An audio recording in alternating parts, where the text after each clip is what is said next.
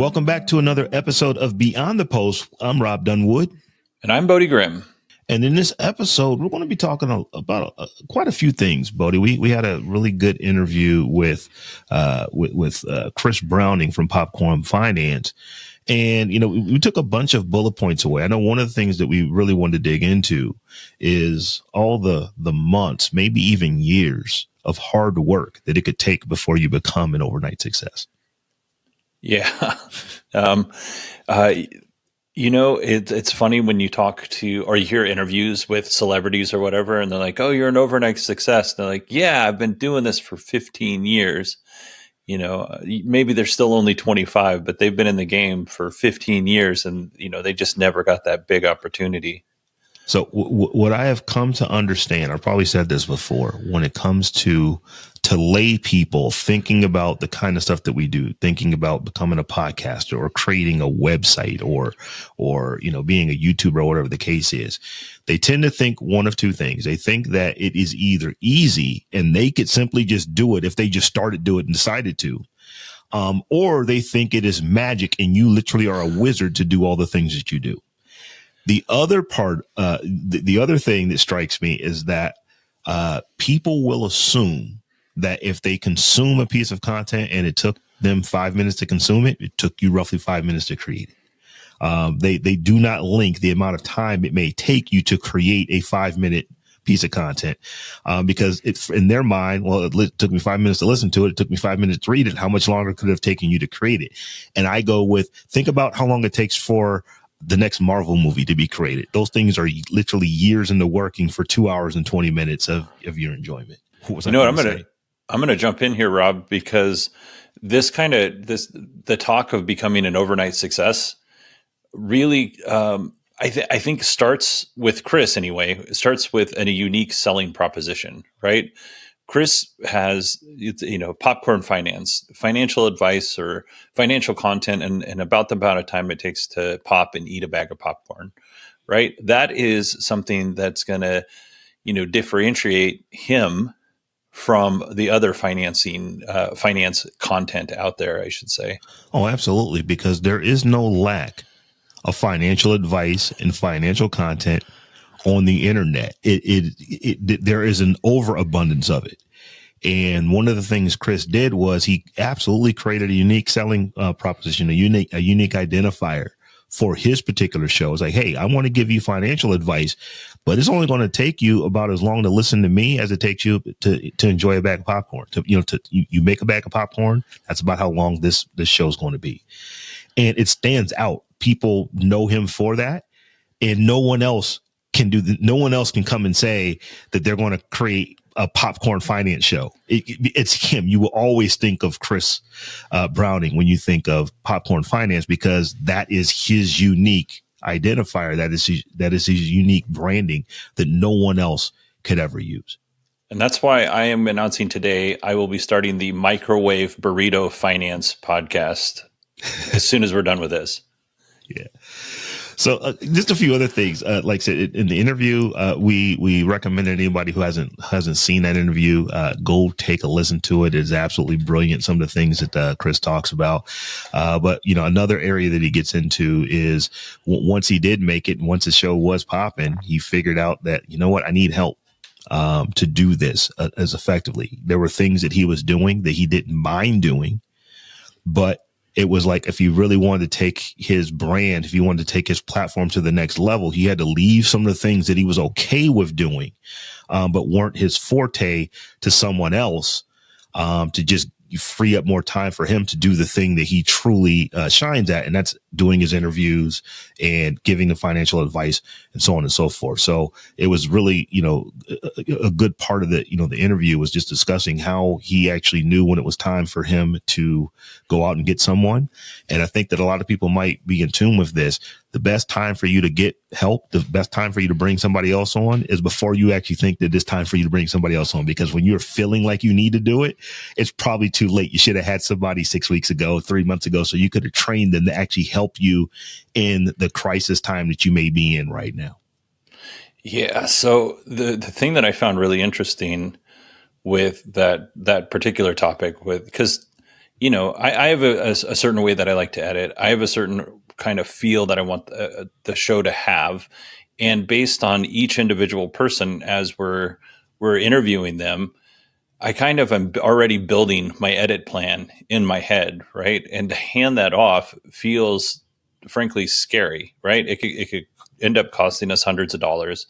It could potentially mean that even though we pay hundreds of dollars, I still end up editing it because I get it the way that I want to. So handing over that control is a little bit scary to me. Now there are other things like if we had a personal assistant and they were doing things like helping us prep the show and contacting guests and all that stuff, that doesn't bother me in any way, shape, or form. But there are certain things that I would have a really hard time handing that off to somebody. And Chris had a really unique way of doing this. And I think it's something, in time, we'll probably end up trying as well.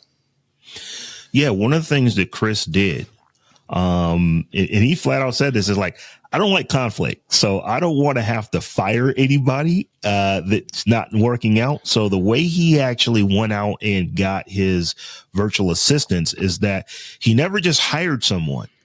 He actually put them on a trial. So it was on almost like a project basis. Okay, we're going to do 4 episodes. We're going to do, let's just get this one project done.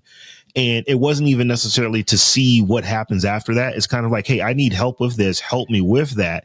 And then the offer was potentially made to someone, after, they determined that this person worked out, which is a really cool way to do it. So instead of actually going out and making a hire for a long-term commitment, you go out and say, hey, I want to, I'm thinking about having someone do this long-term, but I haven't decided if that's actually what I want or need yet. So let's work on this one project and see how it works. And if things work out for me, if things work out for you, maybe we can extend the relationship.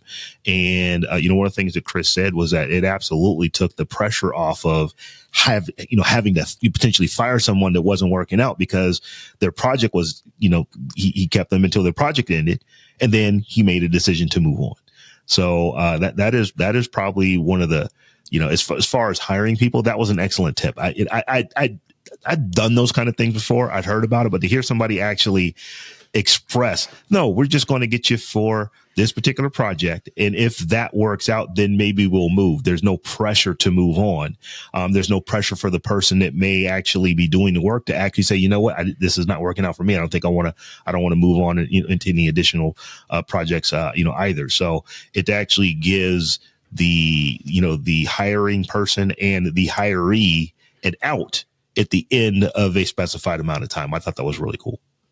Yeah. And another thing that I thought was really good for, a good tip that Chris gave us was when you do hire somebody, make sure to communicate. And he used a program called Loom, which I've used in the past. Actually, I created our AutoCut, demo video for this, or I guess review video for this channel on Loom. Loom's a great product. So he was able to go through and look at all of the stuff that let's just say in this case, the editor, and he was able to like circle and point out, he's like, well, here I would like this to happen instead of what you have here.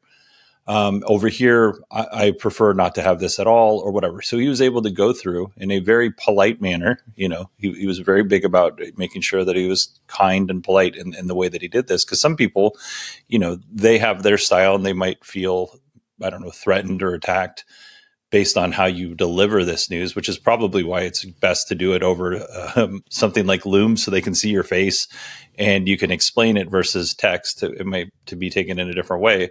But he was able to kind of carve out like his style and give his opinion without, tearing down the person's work or making them feel like he was tearing down their work. If you're paying somebody, you want them to do the job you want them to have the end result that you're expecting. Right.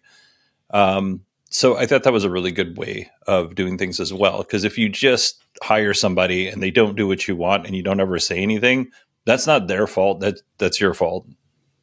It really is, because it's like if they're not doing it the right way and you don't let them know that they're not doing it the right way, you probably are starting to get frustrated they don't know that they're doing it the wrong way. So, you definitely want to make sure you're giving that level of feedback. One of the things that I took away, and just thinking about like the whole interview in its totality, was that key points, and we said this right at the top of the show, is that Chris worked on Popcorn Finance for a while before it kind of had that moment to where things were really starting to happen for him. He was well into year 2 of doing weekly content, for that show before it, the needle really started to move. So it just goes to show you, and like I said, we said it at the top of the show, it could take months, if not years, of hard work to become an overnight success. And, we're kind of saying that tongue in cheek, but it really is kind of a true thing. There are some tips that hopefully you'll learn by listening to a show like Beyond the Post, that you may be able to, to speed up the process. But ultimately, things take time. It is fairly rare that you become, I'm trying to think who was the most viral person I can think of in recent memory. The Hawk Tua girl. Did you hear anything about this young lady? Viral and then flamed out. Viral and flamed out. And didn't need to. You don't want to flame out, but it's like if that's what you're banking on, you're banking on a viral moment to take you to where now you have a podcast and now you're doing, crypto, meme coins and all this kind of stuff. Yeah, don't do that. The longevity of that type of platform may not be there. So not saying that it has to take you months or years, but it definitely is going to take you more than, if you've only done 3 episodes and you haven't popped off yet, it's going to take longer than that. You're going to be in the dozens of episodes before you, see your platform take off at the very least. That's still pretty quick. It could be, the mini dozens. It could be, you could be pushing, episode 50, 60 before things start to move in the way that you want. So I think that one of the things that that you and I wanted to make sure that our listeners take away, Bodie, is that that you don't necessarily give up before it's time to give up. There's definitely a time you're going to know, you'll feel like, hey, this is not the thing for me any longer. I need to move on. But I think a lot of times creators they'll get to that moment too quickly because there's a impending moment of frustration and your pod faded out. So you quit.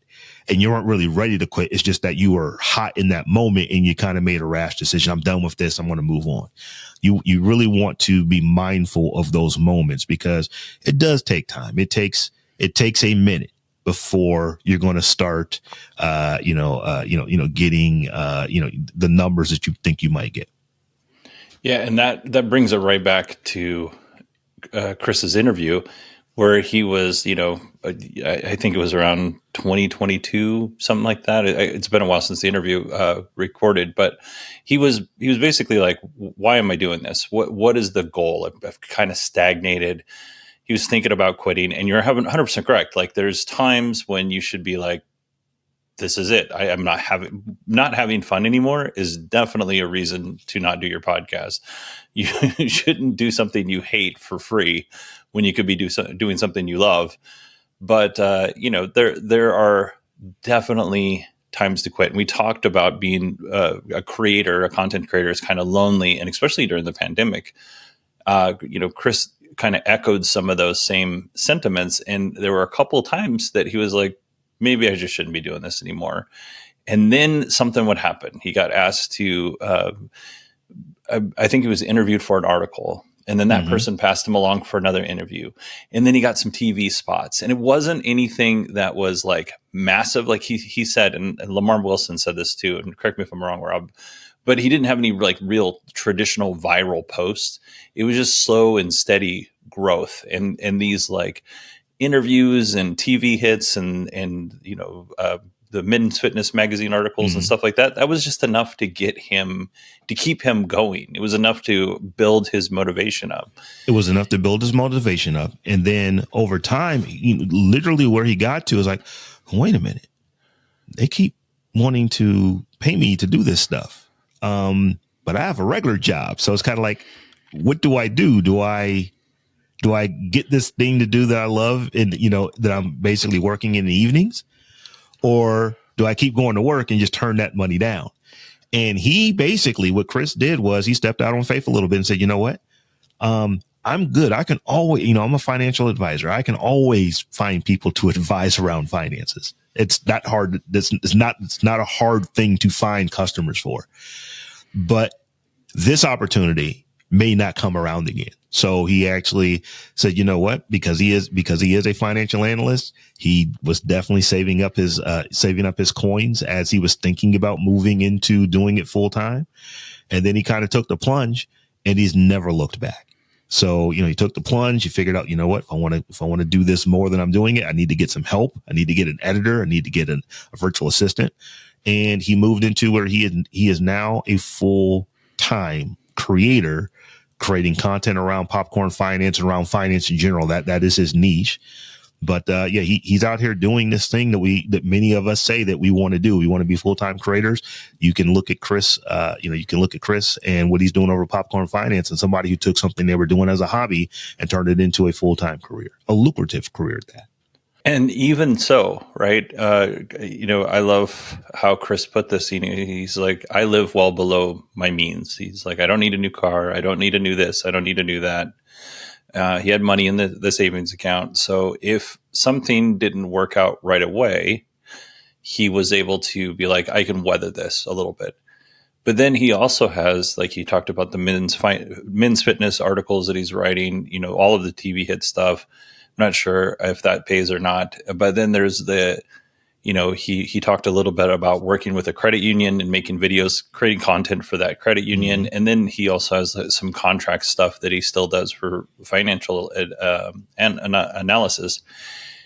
And we kind of touched on this with Charlotte Henry a little bit, but it's not relying on your one podcast for all of your revenue. He is definitely diversified. He is definitely diversified.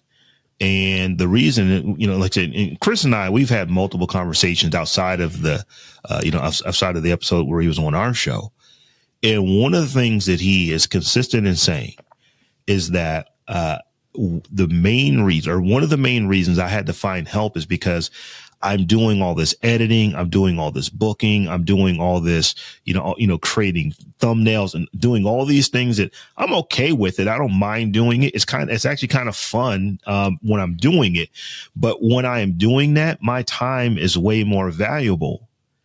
To me, my time is valuable. So if I'm using my time to create a thumbnail, if I'm using my time to create to do an edit, if I'm using my time to book someone, I have to make sure that time is worth the effort. Would it be better for me to pay someone to do that, and for me to take that time and then go do another interview, or to write an article, or to be, on someone else's show, or to be, to do a TV spot where those things are actively paying me revenue.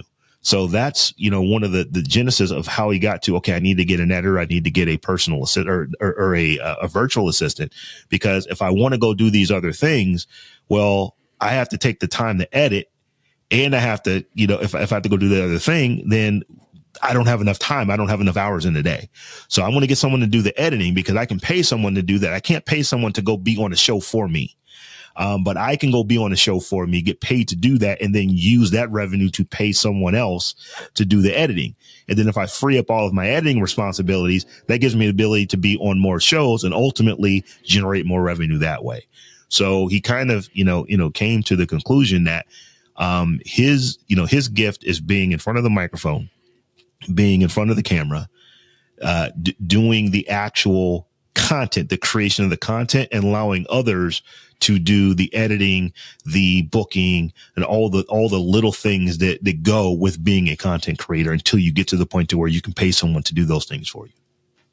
Yeah. I know somebody who is, I don't want to out anybody, so I'm going to be very careful with how I put this, but I know somebody that they have a business, they have business partners, and they floated the idea of, hey, let's get a personal assistant, because the things that we do, a personal assistant can't do. The things that we're stuck doing, like billing and sending receipts to the accountant and all the, setting up meetings, all that stuff takes them away from the thing that actually makes them money.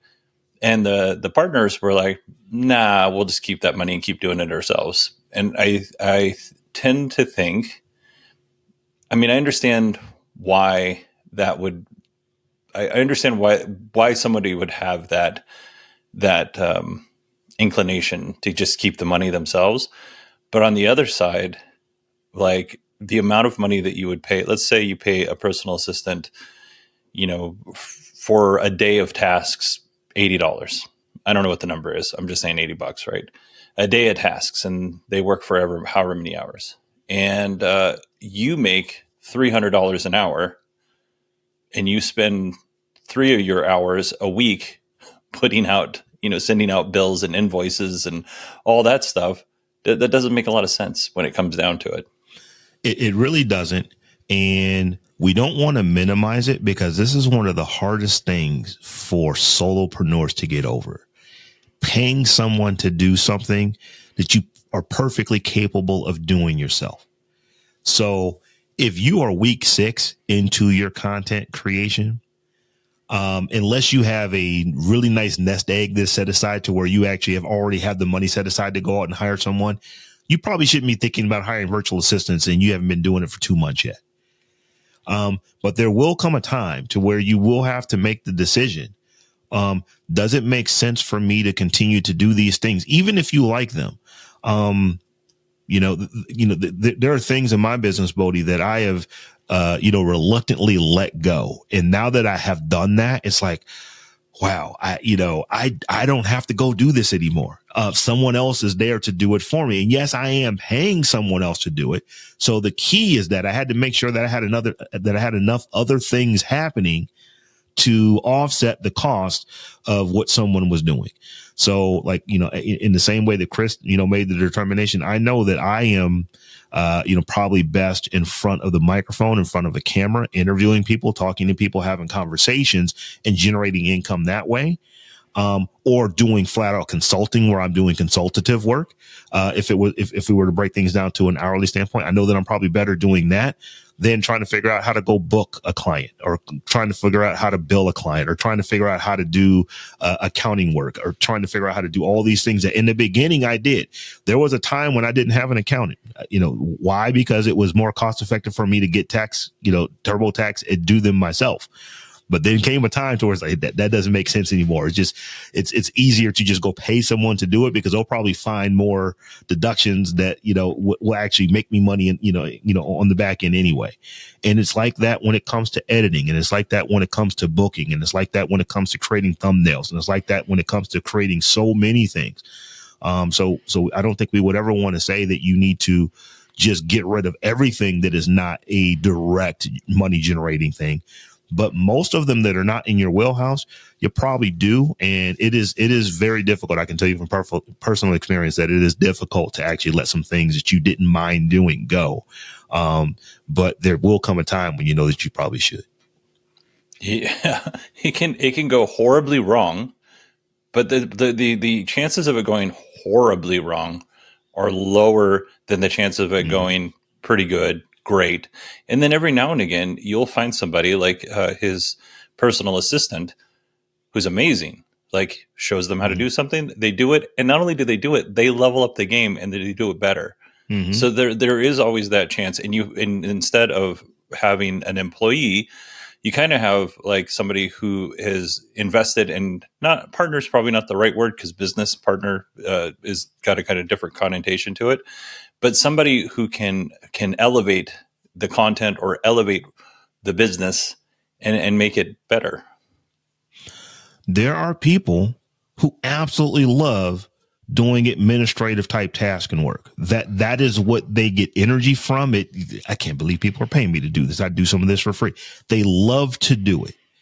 So if you are not that person that you love to do the administrative task in your business, because those things have to be done, it behooves you to go find somebody who loves to do it and pay them to do it, pay them well to do it, to free your time up to go do something else that is in your well, something that you like to do, something that's going to ultimately generate, revenue for you. But Bodie, one of the other things that Chris talked about in his interview that we did with him was systems. And he has systems now that he has help, that now that he has an editor, now that he has a virtual assistant, but he also had systems in place even before he got to that point. Because one of the things that he says, like, I don't have time to do all the things I need to get done. So these repetitive tasks that I'm spending enormous amounts of time on, is there any way that I can systemize these things? Is there any way that I can put a workflow together? So instead of me having to manually do things, can I put a process in place to where things just kind of happen? And I think that is a place that a lot of creators want to get to relatively soon in their journey. Now, I wouldn't say that if you have not created an episode yet, that you're putting processes in place to, for the flow of your episodes. You need to do a few so you know what that workflow would be. But I am definitely a proponent of finding the right tools, the right utilities. And some of them are free. Some of them are just literally how to use a spreadsheet in the right way. Some of them may have an associated cost with them, but putting things in place, putting systems in place, using software, third-party programs in place to help you get the work that you need to get done as efficiently and as effectively as possible without costing you a lot of time. So one of the things that Chris said that really resonated with me was the integration with Calendly and Airtable, where somebody goes and they click into Calendly, they schedule the time for the interview. Chris gets the notification that the schedule's been done, but then it also sends them to Airtable, and then he asks them a couple questions. They put in pictures, all of the social media stuff they want to put in there, websites, whatever they want to promote. They're able to, what was it? Some of the other things that he said that he had in there. Oh, they're like their bio. All their bio. Yeah. Yeah. All the stuff that he would need in order to effectively interview someone. He systemized it. He created some workflows, between Calendly and, as you said, between Airtable. And I think some of it was just like right out of, email, of where things would just happen automatically instead of him having to try to tack stuff down. So if we think about Calendly, one of the things that is very difficult to do if you do not have a person whose sole purpose is to book people for you is to figure out when is the best time to actually to get together with someone. Many of us are doing this not as a full-time job. We're doing this as a side hustle. So, when are you free? When can you get away on your lunch break to have a conversation with someone? When can you actually book someone in the evening when they're free to actually do a recording? When are you able to, get someone to get in front of a camera so you can actually do, a two-way podcast or whatever the case is. But systems can help you do that. One of the ones that, we've talked about is Calendly. This is what Chris was using. You can also do these kind of things built right into Gmail. Gmail has the ability to where instead of you having to go back and forth with trying to figure out what time worked for someone, you can just give them a link to where they go and they see your calendar and they just pick a time. And once they pick that time, you already know that time works for you. You made it available to them. They pick it. And then what Chris is doing is he's using, some software that's hooking up Calendly to his Airtable. Airtable then fires off an email to the person to where they answer certain questions based off of, who they are or what automation he's got running, to where they will upload their photo. They will put their bio in a bit of other information, and it all comes back into Airtable for him to where he doesn't have to try to go back and forth with the person to get the information. It just kind of automatically happens. And, I remember him talking to me about that because I asked him about that automation, and I'm like, Bodie, it's painful for me to create that kind of stuff. It's like, can I just hire somebody to do this for me? And was not there yet. So I never actually got it done, but it is basically saving yourself time. We all only have, 168 hours a week. So the more effective you can be with that 168 hours, the more things you ultimately may be able to get done for your business. Yeah, things like Calendly has a free tier. ClickUp, which is one of the tools that Chris was using, has a free tier. But if you want to pay for it, it's only $10 a month. Mm-hmm. Airtable has a free tier. I have several things on Airtable through different email accounts, but I have several things on Airtable, and I've never paid them a dime. I mean, I feel like maybe I should give them a little tip, but a lot of these tools have free tiers because they want you to see what the possibilities are.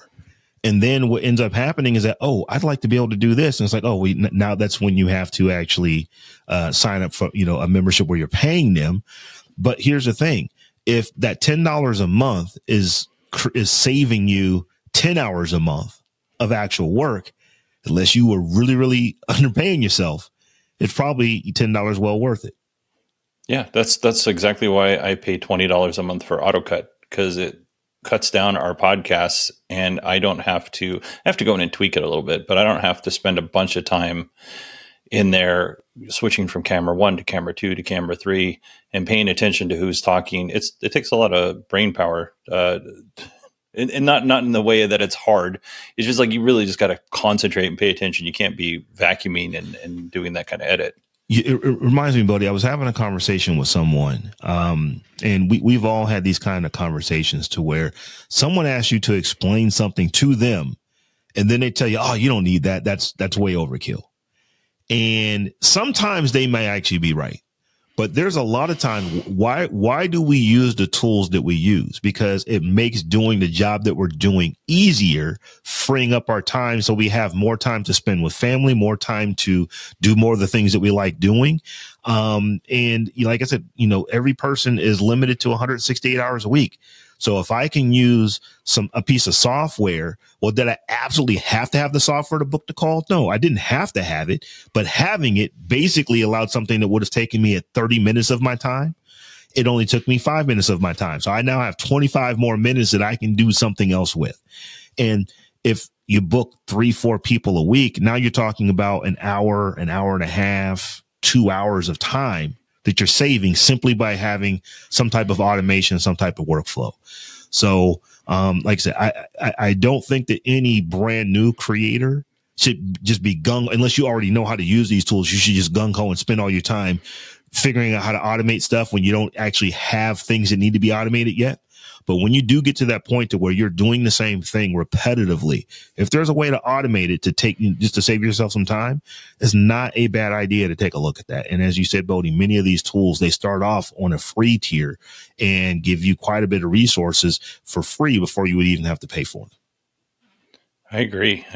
Rob, we've done a pretty good job summarizing what we thought was important from Chris's interview.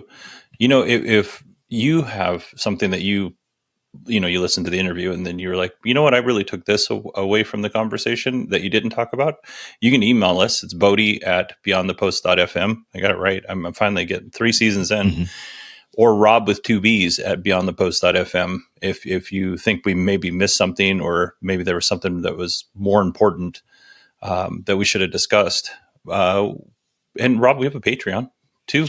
We absolutely do. If you were to head over to beyondthepost.fm/Patreon, you will see our Patreon page show up, where we've got a couple of tiers over there, any one of which helps us bring this content to you the way that we bring it to you. And also, that's where, if you want to leave us any comments there as well, if you didn't want to email, if you want to go over to Patreon, become a patron.